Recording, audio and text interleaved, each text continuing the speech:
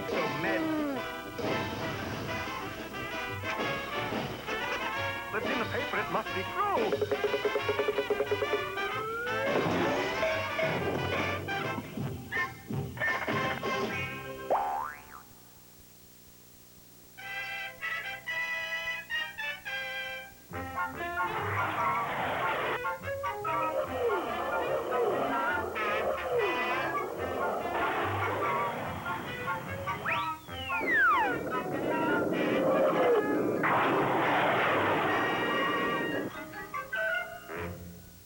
Last time, you remember, Rocky deduced from certain tracks on the beach of New Greenpernt that the fortune-telling Oogle had been bird-napped. And it looks like 2 sets of Oogle tracks. Honor the question, kid. There's only one Oogle bird in the whole world. Then how come this other set of tracks? Beats me. Yo, it's a real enigma. A what, Bullwinkle? An enigma. What's that mean?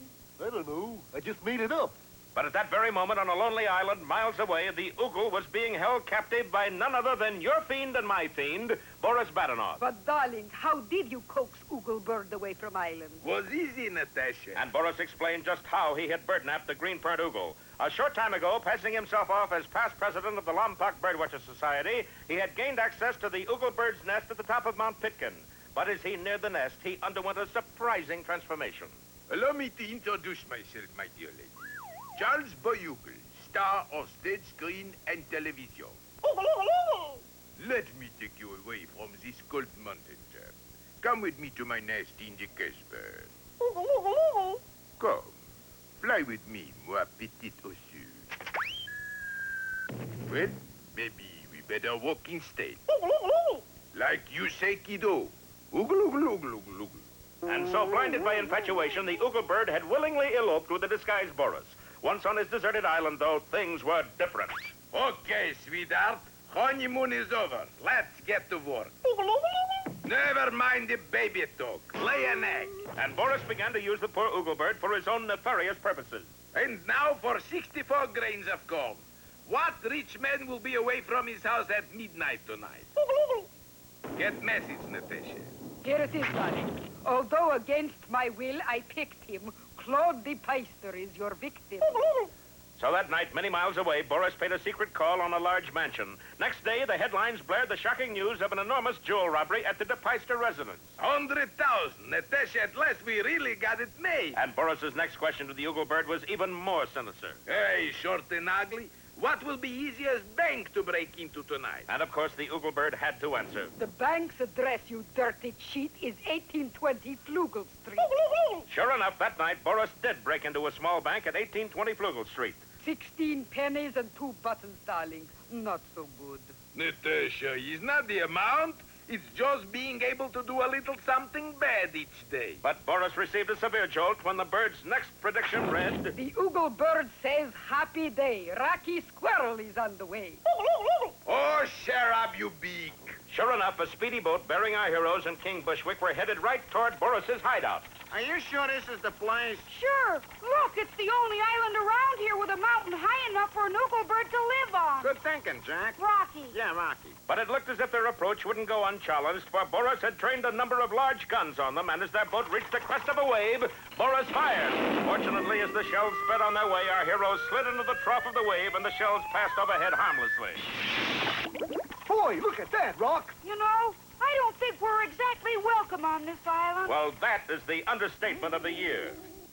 Oh, what crooked thing does Boris have up his sleeve now? My elbow, what else? Be with us next time for the Sandblasters or Big Bang on the Beach.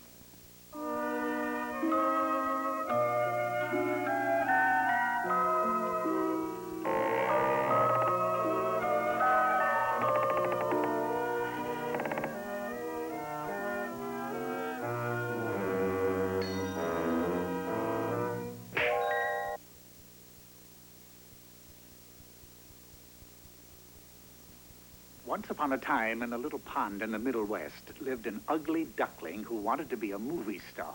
I ought to be in pictures.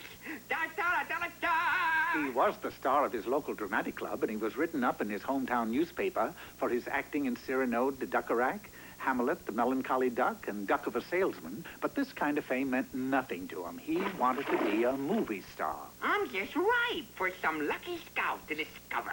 So the ugly duckling left his little pond and journeyed far away to a place where all the big talent scouts came to scout talent, a place called Schwab's Swamp. All around him were pictures of the ducks who had been discovered there. Duck Benny, Duck Jones, Duck Rogers. Gee, even Duck Tracy. And sure enough, talent scouts were discovering ducks all around him. Hey, you. Me? No, him. Sign here. Hey, handsome. Yes? Not you, ugly, him. Will 1,000 a week be enough? But alas, nobody wanted to discover the ugly duckling. Ugly? Gosh, looks like I'm a has-been before I was even a was. My, for a duck, you are certainly a silly goose. What do you mean? You can't just sit there and wait for them. Make them discover you. By golly, I'd do it.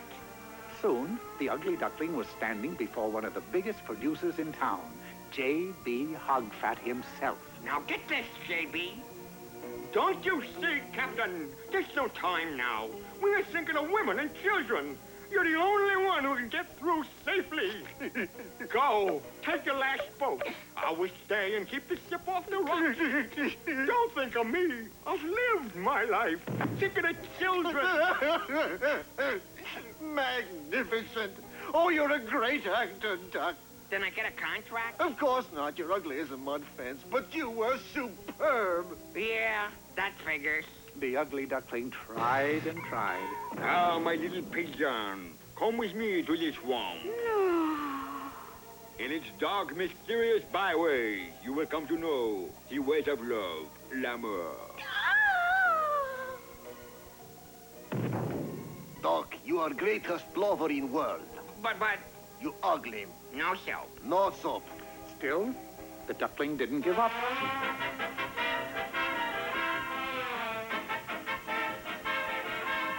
Such grace, such rhythm. Another Astaire, a new Gene Kelly. But I'm too ugly for a contract, eh? Oh, much too. Thought so. And it was the same story with everyone he saw. Gracious, you are an ugly one. Tab, please.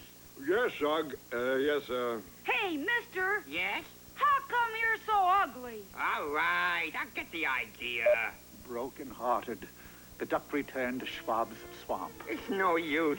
I got a face that would stop a clock, even an electric clock. Oh, you silly goose. You give up so easily. Haven't you ever heard of facelifting? I don't want it higher. I want it prettier. Then go to a plastic surgeon. Get your beak bobbed, your feathers lifted. Get handsome. Yes, I'll do it. So, several weeks later, at the hospital, I have good news for you, my boy. Today the bandages come off. Hurry, Doc. I've got to know. You're lovely. It's true. You are good looking. it was true. The doctor had done the trick. Without wasting a minute, the handsome duckling dashed back to the producer's office. Well, here I am, J.B. Just slip the contract under here. I'll just sign it. I won't even read it. What do you talk? I won't give you a contract. Why? You're too blame good looking. Two? Well, it seemed as if the trend in movie making had switched to horror pictures. The thing in the duck pond. It ducked from outer space. Ugly duck meets Wolfman. Sorry, bud. I can't use any good lookers. Excuse me. Hello, Myron. Yeah, me too. But there was a duck here last week who'd be perfect for the pond. Me. It was me. Face like 3 days of bad weather. My face. I told you once, no more pretty boys. Now, Myron, if he shows up again, I'll make a star out of him. And so the little duckling realized that he had left his real happiness back in that little pond in the middle. Hey, now wait a minute. You're not going back. Of course not. I'm just starting my new job. Okay, you guys, let her go. But why are you... I figure in a week I'll be ugly enough to scare anybody. But meanwhile, I'm still in show business.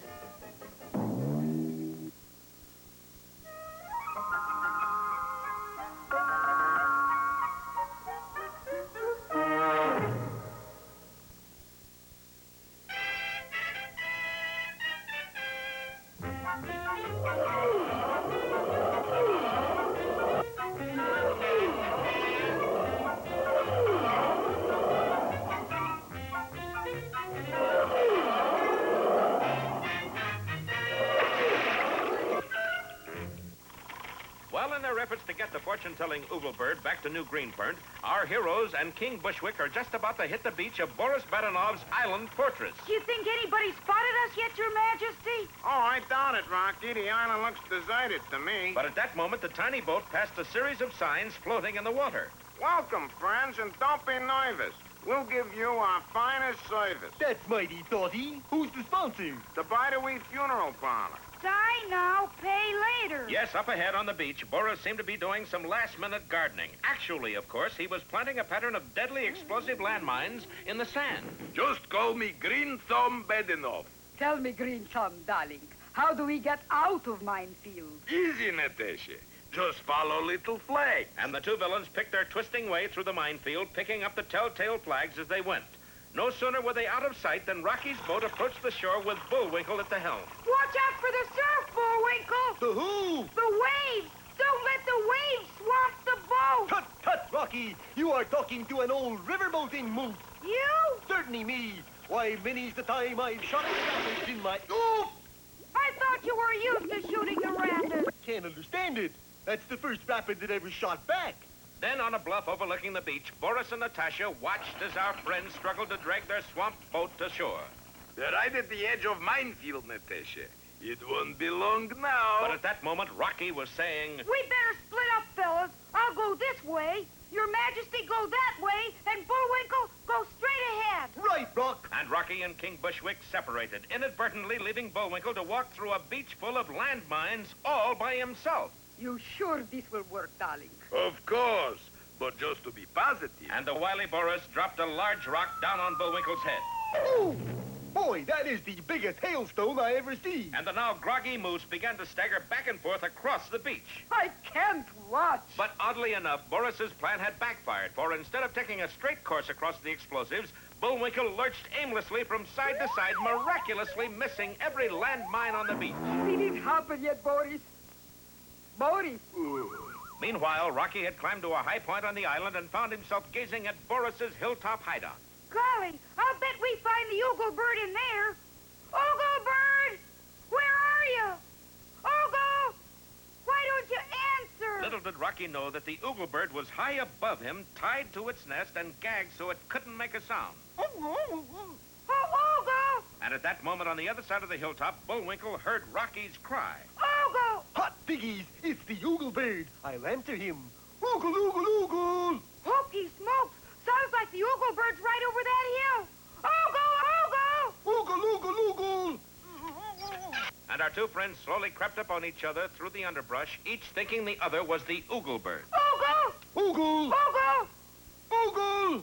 Gotcha! Rocky! Bullwinkle! But I thought... Well, that's certainly one on me. Yeah, and here comes another one on you. What? Looky there! Sure enough, bouncing down the mountain straight at our heroes was an enormous boulder. Closer it came, and closer, and closer. You know, I really think you like these scary endings. Don't miss our next episode, The Brave and the Boulder, or To Each His Stone.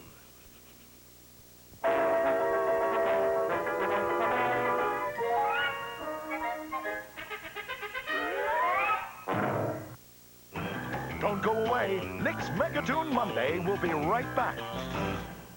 Put some into your Saturday night. At the Roundhouse! The non-stop hip-hop place to snick. Roundhouse Saturday nights on Snick. Fantastic flowers made by me. Making a beautiful bouquet of flowers. Wow, so many colors. They smell pretty. Fantastic flowers made by me.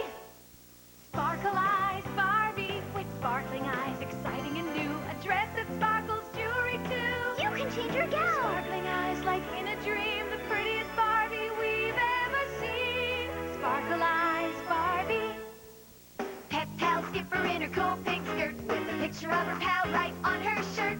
Courtney comes up and says, I've lost my kitty. got her picture on my shirt cause she's real pretty. Skipper finds her in a tree. Now she's having fun with you and me. Those each sold separately. Why drink chocolate milk? Hey, come on. A, you need it. It tastes great. You need a snack.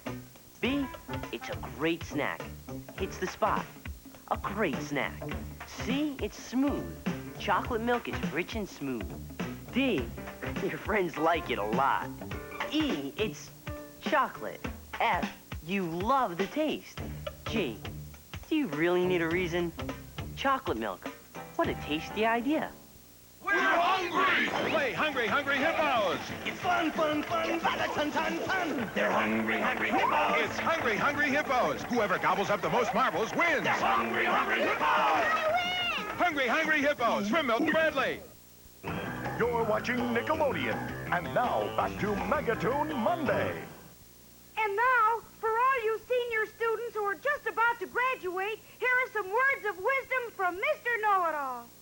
Buenos dias, senors. Today's lecture is entitled How to Catch a Bee and Make Your Honey Happy. Ordinarily, one can find a bee in a meadow of sweet-smelling flowers. However, if one lives in Death Valley, the task becomes a little tougher, but not surmountable. Here we have a Geiger counter, which tells us two things. Whether we are approaching a bee or walking over a landmine.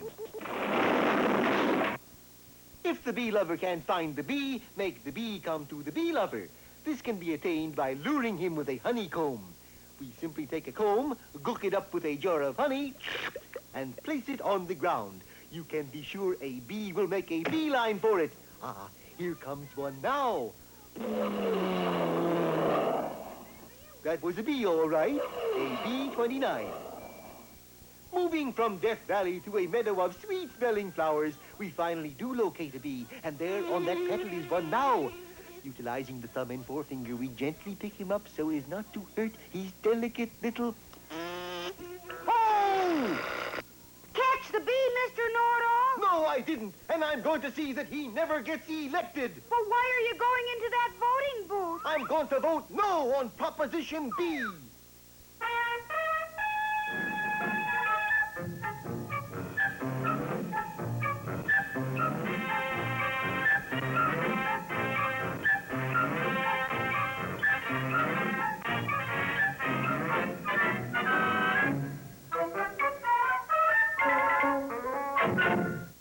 Peabody here. The reason for the parker's admittance is that Sherman and I are about to embark on a polar expedition. The Wayback Machine's all warmed up, Mr. Peabody. So are we, Sherman. Set the indicator for the year 1909. For today, we visit that famous explorer, Commander Perry.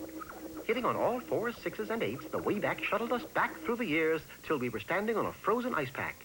We scanned the surrounding wasteland for a sign of the famous Arctic explorer and finally saw him emerge from behind an icy hill. Look at him, Mr. Peabody. He's wearing track shorts and carrying a pole.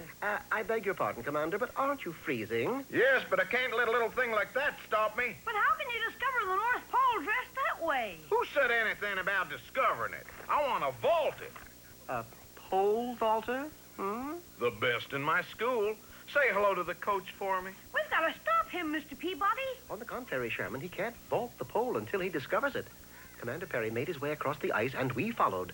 Along about noon, a blinding snowstorm came up, obliterating everything. However, Perry's footprints went on, and so did we. When the storm abated, I had a strong suspicion we had lost the commander. Fortunately, about an hour later, we picked up Perry's trail. Look at that, a whole bunch of footprints. There has been a struggle here, Sherman. I'm afraid the commander has been captured by Eskimos. My fears were substantiated when Sherman and I came across a village of igloos. One of them, with barred windows, contained the great explorer. Commander Perry! Is that you, Coach? No, it's Peabody and Sherman. Can you get hold of something to cut your way through the ice blocks? The guard has a saw on him. I'll ask him. No, wait! Too late. Perry was on his way. Pardon me, guard. Can I borrow your saw? See, two friends of mine are trying to help me escape, you see, and that is how Sherman and I also fell into the hands of the Eskimos. Eskimo must kill 'em explorers. But why, Chief? Why do you hate us so? Last year, one of your kind sell 'em refrigerator to Eskimo. Eskimo no like 'em to be made fool of. You die tonight. That evening, just after sundown, we waited in the igloo jail. We've got to get out of this. I'm in the Olympics next year, you know. Did the chief really mean what he said, Mr. Peabody? I'm afraid so, Sherman, but never fear. I shall think of something. And of course I did. I remembered it was Friday, and Friday night in Eskimo land was movie night. The Eskimos sat through an entire reel of Nanook of the North, and then we went into action. Intermission time! Intermission! Get your hot buttered popcorn here. You got 'em popcorn? Why, yes, we cater all through the North, you know. Form a line there, please. The picture will go on in a few minutes. Now, sir, what would you like? Popcorn. Oh, I'm sorry. We seem to have run out of popcorn. No got 'em popcorn left? Oh, afraid not. It's back with our supplies. However, if you'll let us go, we'll bring back a fresh supply. Can you make 'em back here before cartoon goes on? We'll certainly try. Moments later, the three of us were dashing for freedom. You fooled him, Mr. Peabody. Yes, I had, but I hadn't reckoned with Commander Perry's erratic behavior. What happened to him? He was running right beside us, and then all of a sudden... It was against my better judgment, but if I knew Perry, he'd be back at the Eskimo village. And sure enough, in aisle 4, row 3, the commander was seated, completely enraptured by the second reel of Nanook of the North. Mr. Perry! Oh, hello there. Did you bring back the popcorn with you? Commander, you don't seem to realize your position. Oh, yes, I do. It's aisle 4, row 3. Well, Sherman, if the mountain won't come to Perry, then Perry shall go to the mountain. Or in this case, the North Pole. Well, you can imagine the Eskimo's surprise when suddenly the screen upon which the movie was showing started moving away. Am I pulling too fast? No, you're doing just fine, Sherman. As we pulled the screen over the ice, the Eskimos and Commander Perry moved with us. We had a captive audience. I sure hope the picture doesn't end. Don't worry, my boy. I looked at the schedule. They're also showing 4 March of Times and a Rocky and Bullwinkle cartoon. By the time dawn broke over the Arctic, the movie had ended, the Eskimos had gone home, and Perry, pole in hand, was ready to resume his quest for the North Pole. Your quest is ended, Commander, because you're standing on the North Pole. I am? Say, this is wonderful. To show his appreciation, Perry presented us with a tame seal. He sure is cute, Mr. Peabody. Yes, but I don't know how we'll get him on the back of an envelope. Where? Well, you see, Sherman, this is the Christmas season. And on the back of my Christmas cards, I always put a Christmas seal.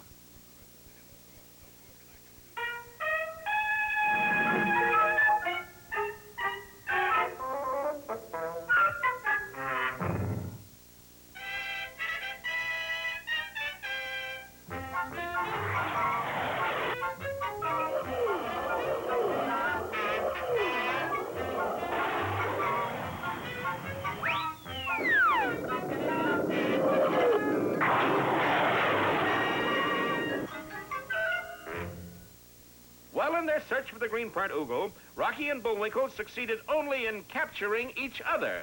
Then as they turned, they saw a huge boulder rolling down the mountain toward them. Look out for that rock! Hey, look, that's no rock. It's an egg. An egg? And look, there's a message inside it. What's it say? When you get this fortune egg, you'll climb the hill and shake a leg. Well, come on, Rock. And in a few moments, our friends had reached the top of the hill where Boris had tied and gagged the Oogle bird right in its nest. But the Oogle managed to lay an egg and roll it out to us. Pretty clever, eh, Bullwinkle? Yeah, for a bird brain, it's pretty smart. Boris, you hear that, Oogle? They found the bird. What now, darling? What else? It's time for fiendish plan. And Boris explained his latest fiendish plan. As soon as our heroes launched their boat, he would cross the beach to a huge cannon, and as our heroes sailed away, would sink them with one well-placed shot. And best of all, Natasha, Yes, darling. I do it when their backs are turned. Meanwhile, our heroes had just brought the Oogle bird down the hill to the beach where King Bushwick the Thorty-Thoid was waiting. Greetings, O repository of all knowledge. Likewise, O wizard. Now let's get started. And the tiny boat started off for New Greenpernt. As soon as it had sailed, Boris and Natasha scurried toward the cannon. At last, Moose and Squirrel's luck has run out. Right, Natasha. You know, I never will understand how he could run through this minefield without getting blown up. For that matter, darling, how can we? How can we what? Run through this minefield without... Oh, boy. Natasha, stop! Yes, in his haste to sink our friends, Boris had run into his own minefield and now stood transfixed with terror right in the middle of a beach full of high explosives. Don't move, Natasha.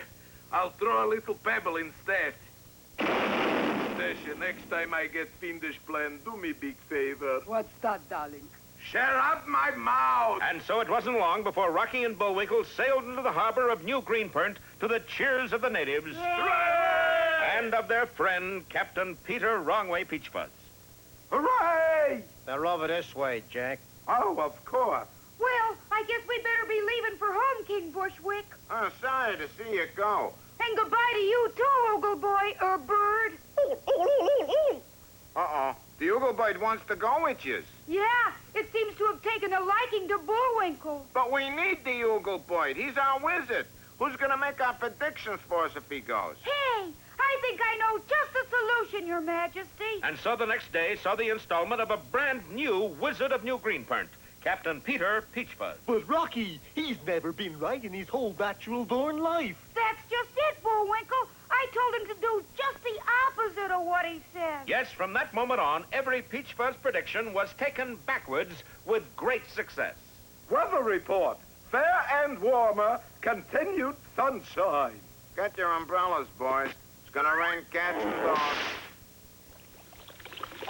Meanwhile, Rocky and Bullwinkle sail into the sunset with a valuable new friend. That's an Oogle bird prediction, folks. Meaning what? Meaning, be with us next time, won't you, if you're a boy or girl, to see the further adventures of... Rocky the Flying Squirrel.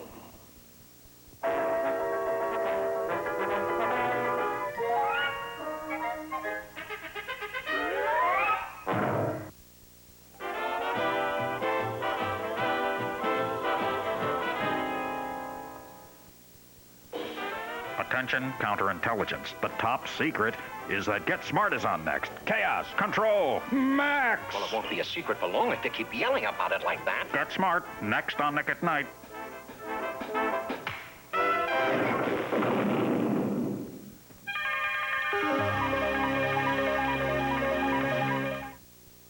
Would you jump into the jaws of the great white shark? You'll have to win on Nickelodeon's brand new season of Family Double Dare. Family Double Dare starts this weekend at 6, 5 Central. I'm a proud Pac-10 graduate. Now I'm living on the East Coast. Lucky for me, this season I can still get those great Pac-10 matchups I used to get out west. I just call the option play. This season, you can make the choice.